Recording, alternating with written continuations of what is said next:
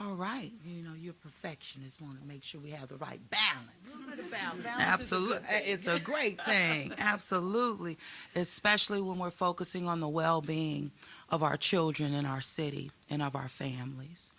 Making sure that we are able to meet them where they are. So it is really just, it's a great day to be here assembled with such great leadership who has been leaning in tirelessly to ensure that the city of New Orleans is at a place where we can offer early childhood learning seats for our children of our community. We know that the best start is right there in those seats. And so the residents of the city of New Orleans did a great thing. They approved a millage that provides resources that, again, will provide our young people, 0 to 3, with seats, early childhood education in this city for over 20 years. That is transformative.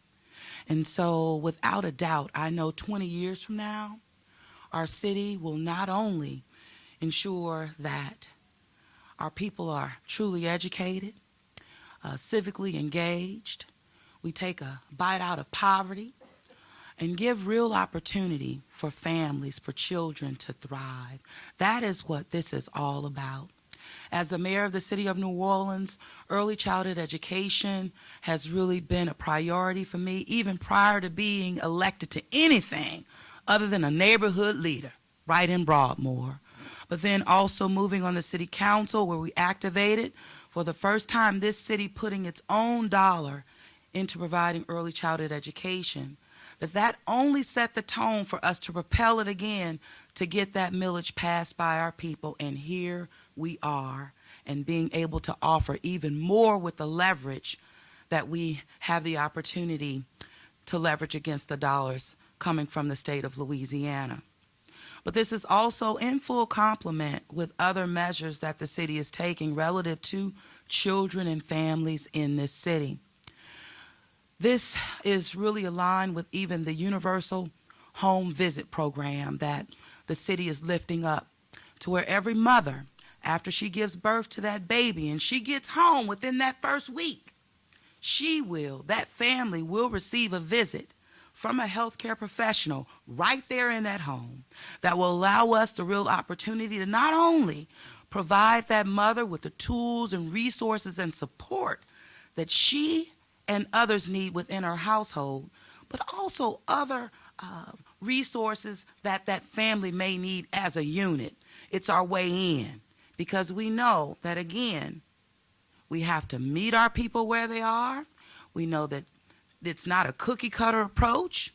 Every family is different, which means that we have to, again, be intentional about how we do the outreach and how we love on them and show them that they matter and that they care.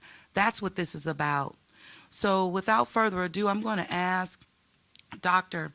Avis Williams to come after me to really level set why this is so important for our city, for our family, and for our children. But make no mistake about it, the way truly is in our front, and the best is yet to come, because we're making real, tangible investments in our people. And that starts with our children. And Miss Smothers, Lord have mercy. It is so, so good to be here. And as I walked the halls and looked into the classrooms and looked into the eyes of our children, that's what it's about. Because that's where the gap is.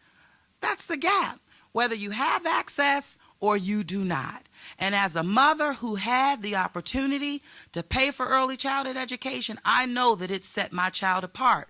But I also know that my child nor my family is no better than anybody else.